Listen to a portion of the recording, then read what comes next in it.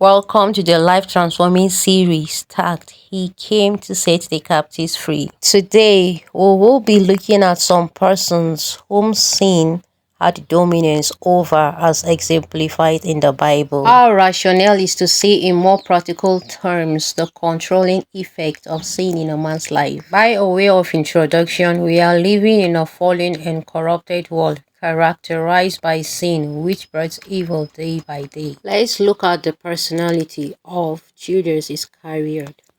Jesus had 12 disciples, among whom was Judas Iscariot. He was called by Jesus. He was groomed to be a light bearer to his generation, just as Jesus taught and exemplified. As seen in the Synoptic Gospels, that is the book of Matthew, Mark, Luke, and John. But because of the excessive love and desires, he forgot his calling of a true and selfless disciple and gave in to the sin of greed and materialism, which made him to grow from embezzling from the treasury that was kept under his custody, selling and betraying his master Jesus to death.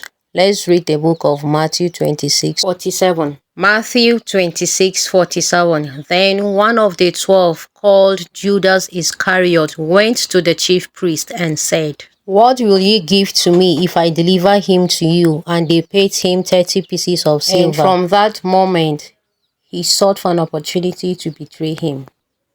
And reading further from the book of Mark 14:43, it says, "Now the betrayer had given them a sign, saying, 'The one I shall kiss is the man. Seize him and lead him away under guard.' While he was still speaking, Judas came, and with him a great crowd with swords and clubs from the chief priests, the scribes, and the elders. And he went up to him at once and said, 'Master,' and kissed him. And they laid their hands on him and took him." In addition, from our previous text, let's read the first book of John chapter 2 verse 15 from the King James Version, and it says, "Love not the world, neither the things that are in the world. If any man love the world, the love of the Father is not in him."